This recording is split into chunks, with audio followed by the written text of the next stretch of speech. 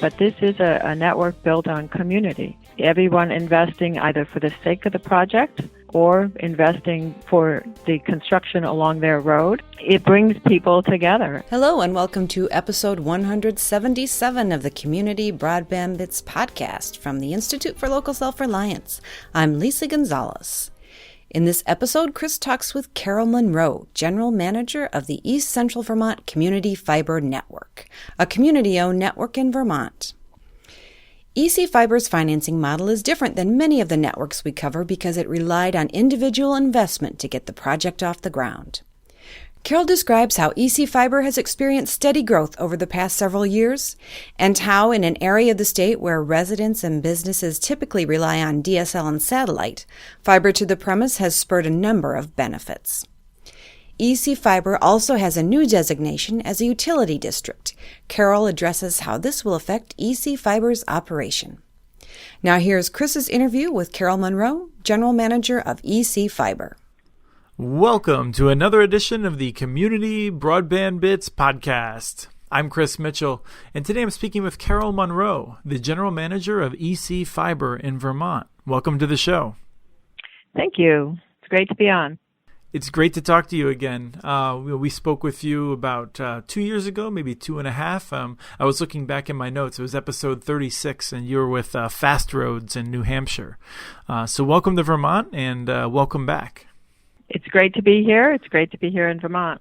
We're going to be talking about this thing, EC Fiber, and I think people who have been longtime listeners may have heard it all the way back in episode 9 when I talked with Leslie Nolte. That was 3 years ago or more. But I'm hoping that you can just remind us what EC Fiber is. Well, EC Fiber is the East Central Vermont Community Fiber Optic Network. It's a community-owned network, and it's subscriber-financed. And its mission is to bring fiber to the premise to 24 towns in the central area of Vermont. And we're going to talk about that, the financing model later on in the show. But for now, for how long has it been going on, and how great is its reach?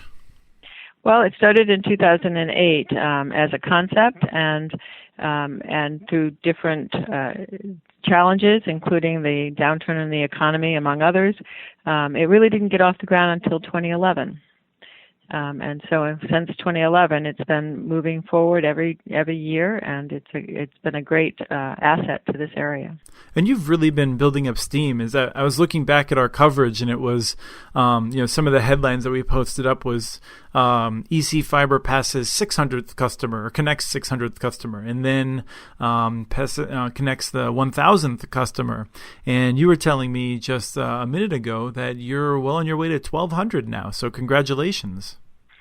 It's great, and we certainly want it to be even more than that. There's a number of customers unserved, and that's really hard for them. Well, and I think it seems like your growth is definitely picking up, which we would expect from this model. It's kind of a model that's hard to get started, but then should, like a snowball heading down a hill, should be picking up some pretty good mass as it rolls.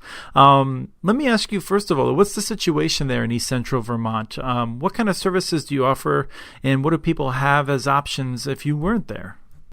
Well, what we offer is certainly fiber to the premise. It's a GPON technology, and it's symmetrical service, and so we do have a very basic package at 7 megabits, but most take the standard package, which is 20, and then of course we go all the way up to 400 megabits symmetrical. We could offer a gig, we just haven't had any call for it. And for people who are waiting to get connected, what are the kind of options that they'll typically have in some of the towns that are on your list, but you just haven't gotten to yet? It's very difficult, and so they do have the option of DSL. Most are far from the central office of a DSL or a DSLAM, and so often the speed is poor at best. There aren't many that get the 15 megabit speed that you can get from DSL. So there is some of that. There are certainly individual homes that still have satellite as their only option, and if you're close to a cell tower, which frankly they're far and few between, but if you were, you could use your cell phone as an access point. And that's true for even Vermont had actually put up some cellular types of wireless as part of their projects. And if you're close to those, too, you might be able to get some service. But to be honest, with the mountains in Vermont, that wireless is very difficult for cellular as well as for any other kind of access. Well, and you, of course, have to deal with the bandwidth caps, even if you do have that access in a lot of cases. So yes. It's one of those things. You certainly wouldn't want to rely on that for your kids having to do homework every day of the week. And that's true. I mean, so for every 1 hour of high-definition download, you're using up a gig of your data. It's a good reminder of how important it is to have this robust wired connections. And it seems like the state of Vermont has been helping you out. I know years back I was concerned that Vermont seemed to be doing a little bit more to help incumbents, but in late they've really been investing in ways that you've been able to take advantage of. Can you tell me about that? A couple of years ago, they started by building a dark fiber route about 30 miles through some of our towns, 3 or 4 of our towns. And it's unusual because it's not just middle mile fiber. They actually have put fiber access points for every premise along that route for those customers to connect to EC Fiber. And they're rolling out another 80 miles of route that will be lit my guess is early next year. And the fiber's on the poles already, so there's just work to do to light it up. It's about another 1,000 customers that will have access, and there'll be access points for those along the way. So that's been great. They also have these connectivity initiatives, which sort of target these places, homes or census blocks that are hard to reach, underserved, and then they're incenting the carriers to serve those. And so EC Fiber has some of those blocks that we'll be rolling out at the beginning of next year as well. So it's funny, you see fiber here on the poles through the fields up to a person's home, a mile up a dirt road and another half a mile dirt driveway. It's a great opportunity for Vermont. Well, let's talk about that, because I think people know that Vermont is rural, but they may not have a sense of how that changes how one might build a network. When you say the state is not just doing the middle mile, but they're actually adding the last mile drops, can you tell me what that means and why it's important? Well, it's important because often the cost to get to a premise or to a homeowner is a very high cost when you're looking at long driveways and very rural, sparsely populated areas. So when they put a fiber access point, on the pole ready for that customer, that cuts down on the cost to get to that customer. And I think that's been working for us. It doesn't even count the spur roads. There are a number of these that are dead-end roads off of these routes that then make it easier for us to build out to those locations as well. If the state wasn't doing that kind of the last mile facilitation for you, am I thinking of this correctly, in that if they just put a bunch of dark fiber and they just sort of would allow you to have access to it every 5 miles or something like that where you could splice into it, then you'd have to basically run a lot of the fiber back along the path that had already been built to then run it up a driveway. Am I conceptualizing that right? Nope, that's exactly right. And we'd have to put in probably more hub-type locations along the route, and this really helps us to deliver to the homeowner much faster without running a lot more fiber and backtracking or going forward and overlashing. And this fiber, is it available to just any entity that would like to use it as well? Yes, it is. It's open access, and so some of the other carriers are using it to get to point A to point B, which you would normally do on a middle mile network. There are not too many who are interested in dropping fiber to the premise off of these routes, but EC Fiber is the primary carrier for that purpose. And I guess one of the things that we should have covered, and I think one of the key issues, is that you have a real community focus, and we're going to be talking about how that's structured exactly. But you're a community network, a combination of multiple towns working together. Let's talk about the impact. What has the impact been of the network? How's it helped the community out? It's a rural area, but what we're really talking about is people who have home businesses, and whether they're agricultural in nature or some other type of business. So it has encouraged them to participate in a much broader market than they would normally have been able to, and to get supplies in a much more efficient way. So those farms are happy to have these connections, or those small businesses that work from a home environment. In addition to that, we provide 400 megabit symmetrical service to our schools, and those schools are moving forward at trying to how to incorporate that into their lessons at the schools. But because we're getting more and more into the community, they can actually send some work home for those students that are fully connected, and so that changes the educational model as well to some extent. This is about small businesses, and so we're the small business carrier of choice because we have products that they appreciate and they can use at a price point they can pay. One of the things that I think has not changed very much since the last time you were on our show is that I think a lot of people that aren't from rural areas will often think, well, these are people that don't really understand how to use computers and they need the trainings and things like that. I'm curious, what's your experience been with adoption where you do have the service available? It's a mix. There are certainly some individuals who are concerned about or don't know what they would do with it. But for the most part, this is a very educated community in these rural areas, and they're familiar with what's needed to for their communities to grow and to be able to sustain their standard of living. And so we meet sometimes with these communities in these small Grange halls, and those halls are full of people who certainly know that they need to have some sort of broad access to the outside world. Well, I remember the enthusiasm with which some of the town meeting votes were conducted. There was not a lot of opposition when people were talking about this approach. There isn't, and this is also an area of a lot of second homes. So those individuals that come up for the winter to ski or for the summer, they can stay longer and stay throughout the season because now they can work from those second homes. One of the things that I think demonstrates the tremendous support for your network is the fact that people have actually invested in it. You wouldn't be the general manager of EC Fiber without the support of so many people within the community. Can you tell us how the network was funded when it was getting started? And we've already touched on the state grants, but how's the rest of the money been raised? Well, the state grants are fairly recent, and so the money has been raised by individual investors in EC Fiber, anywhere from $2,500 to $800,000. Individuals have invested in this network, and so there are over 450 investors, many at the lower level.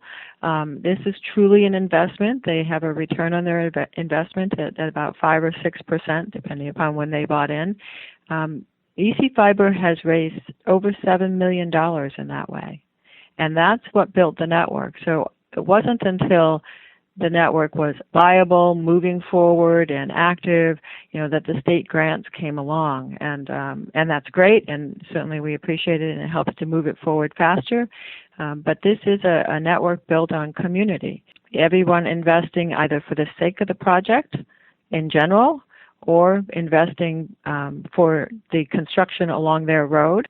It brings people together, and there are 24 towns in this interlocal contract is what it's set up as currently, and they all want it to be across all towns. By the beginning of next year, we'll be in at least 20 of the 24 towns and have some presence. And we'd like to be able to determine how to build it out faster, and I think we're moving in that direction. When you say that the money was raised by the outside, I guess I think of it as both outside and inside investors to some extent, given some of the people. You've actually had, I think, people that lived close to each other organizing together to raise the money to make sure that you'd be able to get down their street, right?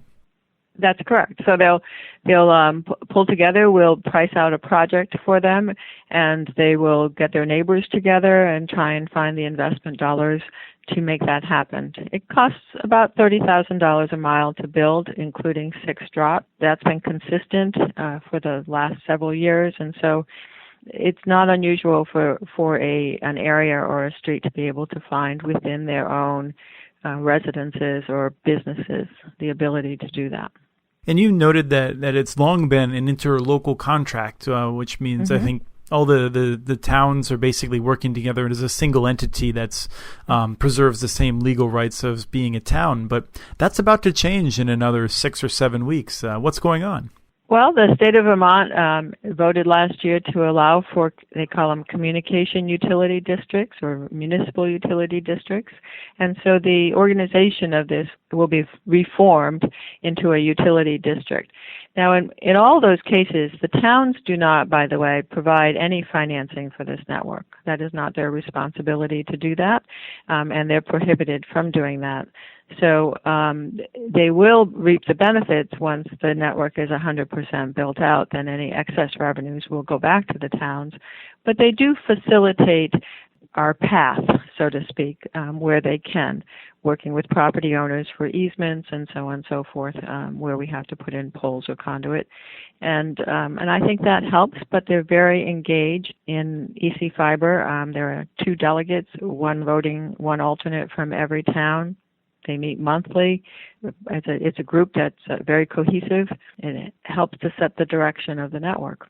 And can you tell me the main difference in terms of what a telecommunications district will allow EC Fiber to do that it would not be able to do under the interlocal contract? There really isn't very much difference, but I can say that in the municipal investment markets, they're much more familiar with a municipal utility district, whether it's a water district or a sewer district or something along those lines. And so that a municipal utility district is a common language for them. Interlocal contracts, not so much. Okay. And so it just really sort of puts a structure around this organization that's much more familiar to the outside world. That makes sense. I think a lot of times investors are maybe suspicious if they just run across terms they're not comfortable with, so you want to use their language. Right, that's true. And that's where we want to go. So you came over 6 months ago from Fast Roads. Can you just give us a little update on what's been happening with the Fast Roads network? New Hampshire Fast Roads is still up and running, and they're connecting customers every day. It's been a slow process for them. Monadnock Economic Development Corporation is running New Hampshire Fast Roads and has, a group of contractors who are assisting with that effort in terms of doing the drops and so on and so forth, and doing the builds where we're connecting to new customers there. There are some towns along the route who are looking for ways in which they can bring fiber throughout their town, and in New Hampshire that's a little difficult without municipal bonding, but there's a new model in New Hampshire called special assessment districts that may allow them to move that forward in some way. So there are some towns up by the Hanover region who are looking to do that, and they will connect into the New Hampshire Fast Roads district. Oh, terrific. So it's going to stimulate some growth. Yeah, that's good. Sometimes it's so important just to get it started, and it might take a few years, and you might be sitting there thinking, we're not getting everything done. But once you have something like Fast Roads or EC Fiber moving forward, even modestly, then you have the ability to take advantage of these things, like when the state of Vermont makes some dark fiber available, or when there might be, this opportunity to fund things a little differently in New Hampshire. Without having Fast Roads there already, I don't think they would necessarily have the same opportunities to use that special assessment district to move forward. Well, I think that there's a model that's been proven, and so they take advantage of that. But there's also a great deal of middle mile fiber that's accessible that didn't used to be, and it's not so unusual, as you know now, to talk about fiber to the premise. Right, absolutely. I just, it's one of those things that I think about a lot because sometimes people think, well, we can't do something really grand. We're not going to do anything at all. And, these incremental efforts over time, and time passes much more quickly than you realize, they really give you opportunities you would not have if you don't just get something started. And that's true. So you and I have been following this for quite some time now, and I follow your programs and your podcasts, and it's incredible, the energy and the growth to fiber to the premise projects across this country. I don't know that we can say it was the stimulus packages. I'm not sure it was Google Fiber, but it's all of that coming together to make it feasible and to seem feasible, so people, understanding can get a grasp as to what that can do. Yes, I absolutely agree. Thank you so much for coming on this show and updating us on the EC Fiber Network. And I think reminding people that there are some different models for community broadband. It doesn't all have to come out of municipal borrowing. It's true. It's not happening here right now. It's all individual investment. Great. Well, thank you so much. Thank you. Take care. That was Carol Monroe, General Manager of EC Fiber Network in Vermont, visiting with Chris. We've covered the network since 2009, so take a look at our stories at muninetworks.org. Follow us on Twitter. Our handle is @CommunityNets. Send us your ideas for the show. Email us at podcast@muninetworks.org. We want to thank Arnie Huseby for the song Warm Duck Shuffle, licensed through Creative Commons. And thank you for listening. This was episode 177 of the Community Broadband Bits podcast.